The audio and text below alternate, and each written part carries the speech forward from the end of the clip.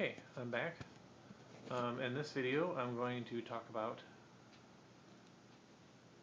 different aspects of kindness. Now, this is taken from the Buddhist meditation practice of Metta, but if you're a Christian or not Buddhist or otherwise, don't worry. There's nothing secular about what I'm talking about. In fact, it's good and applies to anybody. It's just something I found to be pretty amazing, and so I wanted to share it, and it's proven very helpful to me. So in this practice, there are four aspects of kindness, and it's a list, and it's kind of like an ordered list, where the things in the beginning of the list are more important, more primary than the ones in the end. So, and I'll kind of explain why as we go on. The first one, the first part is simply kindness or goodwill. This is just straight out kindness, wishing people well. It's that thought where, it's kind of like, if you have a child, you look at that child and you want them to be happy. You want them to make choices which will make you happy, make them happy. And this can be applied to anybody, of course. Anybody that you care about, it's very easy, to wish that they were happy and to do things for them that, you know, you hope will make them happy and so forth. Um, this can be applied to anybody and any kind of living creature, in fact. Um, it's up to you how much you apply it, but the more the better. Um, Ideally, you want to have goodwill towards, the vast majority of people out there. You meet somebody random, um, you know, be trying to think, of goodwill. You want them to be happy and healthy. You want to avoid, jealousy and anger and judgment and criticism. You want them to be happy and well. And that's like your main primary thought. And that's first and foremost in the list because that should be the driving thing. Um, Second in the list is compassion. Compassion is that it's kind of a subtle thing, really, and it's hard to actually explain compassion. I think we all kind of know what it is, more or less. That's when you see somebody who's unhappy and see suffering, you feel sympathetic for them.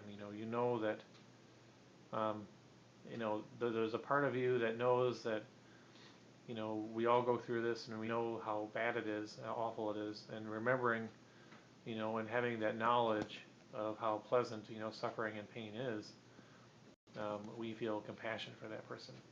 And that's kind of predicated from wanting them to feel good. You want them to do well and to feel well and to be happy.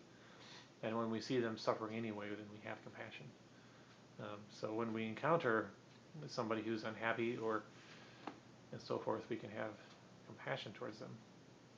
And to a degree, this also applies towards people who are mean. Um, when you come across somebody who is mean, I mean, I understand that in a very real sense. These people kind of dig their own graves in life. I mean, nobody reacts well to people who are mean, and as a result, you know, I don't know. People who are mean, create a hard life for themselves. It's a maladaptive way of approaching the world, which causes suffering, and you can feel compassion about that. The third aspect of this is um, what can be called sympathetic joy. It's when you see somebody who is happy, and instead of feeling jealous or wishing they didn't have it, you feel happy for them. Great. You got this awesome job, or that's wonderful. I'm so glad this worked out for you. You know, your social anxiety is improved, and you have a girlfriend or whatever. Congratulations. That's awesome. Even if you're not there, feeling happy when somebody else is happy is an aspect of kindness, um, and counteracts jealousy in particular. The fourth thing, and this is specifically at the end of the list, it's very important, but it can't be the primary thing, and that's equanimity.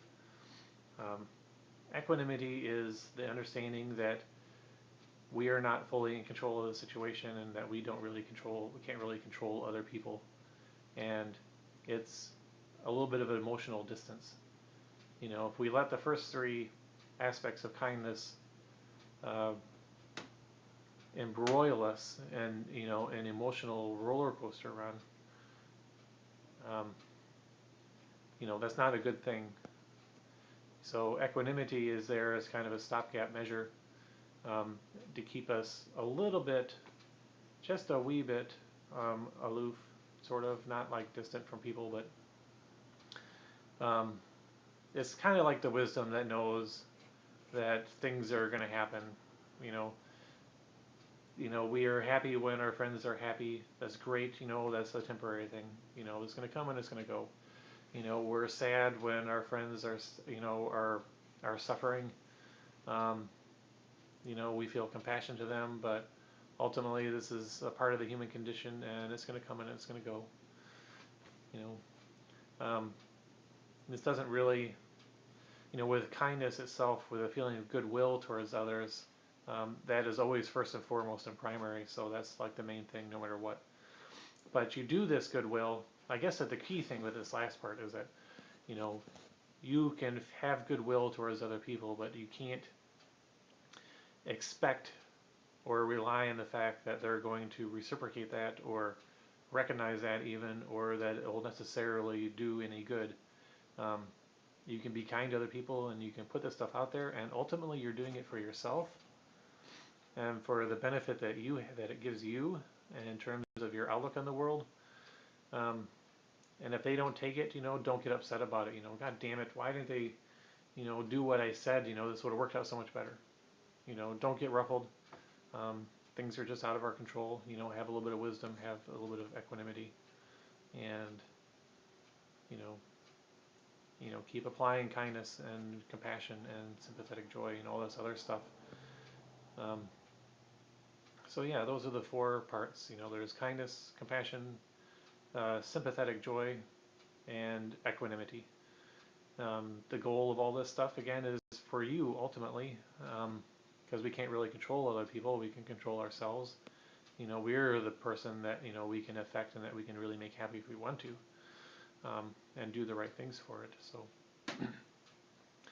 you know, think kind thoughts towards other people. Try to train your mind to be kind and gentle with other people, and kind and gentle with yourself, and the world will become a less scary place, a less hostile place. Um, the outside world won't really change, of course, but your perception of it will, and that's everything. With social anxiety, that's everything. Our perception of the world is everything. So, anyway, um, take care. You're not alone. Keep trying, and